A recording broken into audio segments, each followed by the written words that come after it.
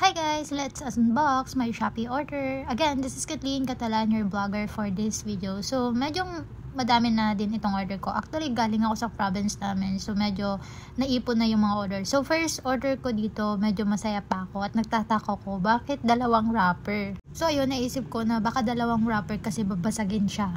So, ayun na, pagbukas ko dyan, sobrang higpit pa and may karton siya. So, napapaisip ako kung ano nga to. So, ayun na nga, skincare ko pala. It's my serum. And yes, kartehan siya sa mukha ko. So, super happy na naman ng babae na yan. And dyan, napansin ko, bakit hindi siya nakalakay sa box? So, napaisip ko, baka para iwas space. Let's proceed sa next. I believe lahat ng order ko na parating ay para sa mga halaman ko. Actually, konting, nagpaplano akong magtanim sa paso. Akala ko dito ay ito yung paso ko, pero hindi pala. Sobrang kapal talaga ng balot. Hirap na hirap akong buksan dyan. Doon, narigita ko na. I thought this is my paso, but ito lang nga yung item na pampalago ng halaman. So, nakakatawa naman, wala pa akong halaman, pero meron na akong pampalago. So, by the way, nandito na din yung mga seeds ko. So, halo-halo na ito. Meron akong pechay at lettuce. Di ko sure if tutubo ba ito. Meron din ako dyan na seed for eggplant and kamatis. So, medyo madami din ito.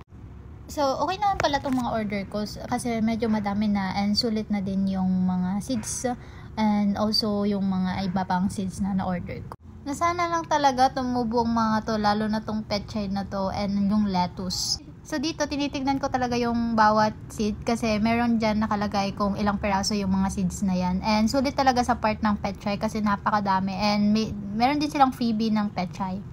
Sa pagpapalago naman talaga, nasayahan ako kasi sure na sana lumago talaga ang aking mga halaman. So, dito na part.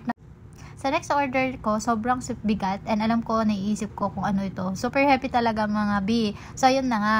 Ito yung lupain. Charis.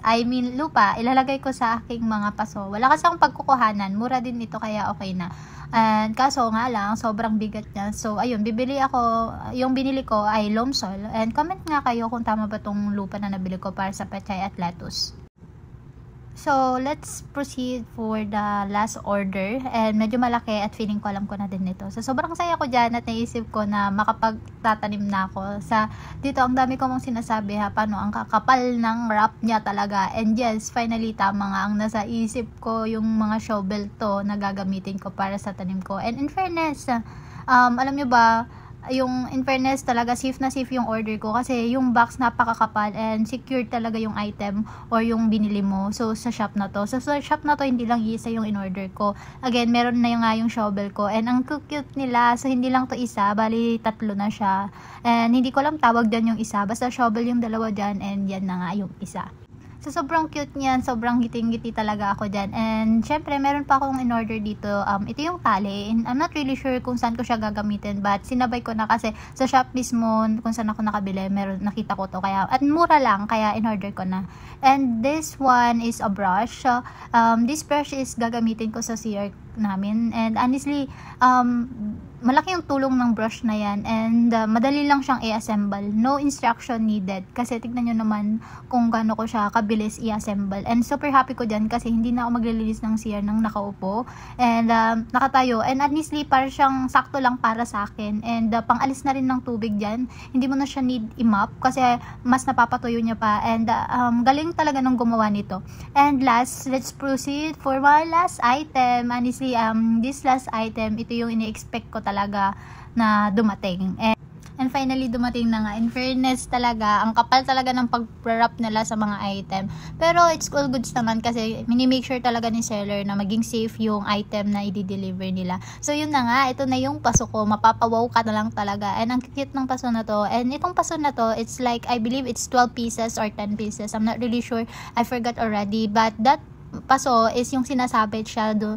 And meron kami sabitan doon sa gate kaya pwede ko siyang gamitin. I mean, isabit. So, ayun na nga. Sobrang saya ko talaga. Feel-reflex ko agad yan. Kinakausap ko yung time na yan ay yung mama ko. Sinishare ko talaga na sobrang mura nito. And yun.